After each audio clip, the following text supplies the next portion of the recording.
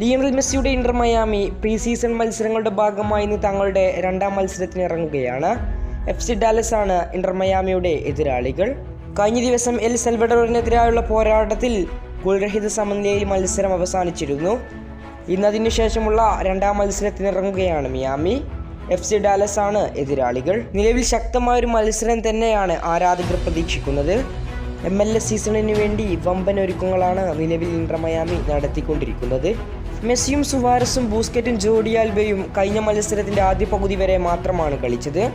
ഗോളുകളൊന്നും score ചെയ്യാൻ കഴിയാത്തതിൽ ആരാധകർ നിരാശരാണ്. എന്നാൽ ഇന്ന് മുഴുവൻ സമയവും കളത്തിലിറങ്ങാനുള്ള സാധ്യതയാണ് കാണുന്നത്. അതോടൊപ്പം മെസ്സി മാജിക്കും ആരാധകർ പ്രതീക്ഷിക്കുന്നുണ്ട്. മെസ്സി സുവാരസ് കോംബോ ഇന്ന് വർക്കാകുമോ എന്ന കാത്തിരിപ്പിലാണ് ആരാധകർ. കഴിഞ്ഞ മത്സരത്തിൻ്റെ ആദ്യ പകുതിയിൽ മികച്ച അവസരങ്ങളാണ് മെസ്സിയും കൂട്ടരും ഉണ്ടാക്കിയെടുത്തിരുന്നത്. നിലവിൽ ഇന്നാണ് മത്സരം.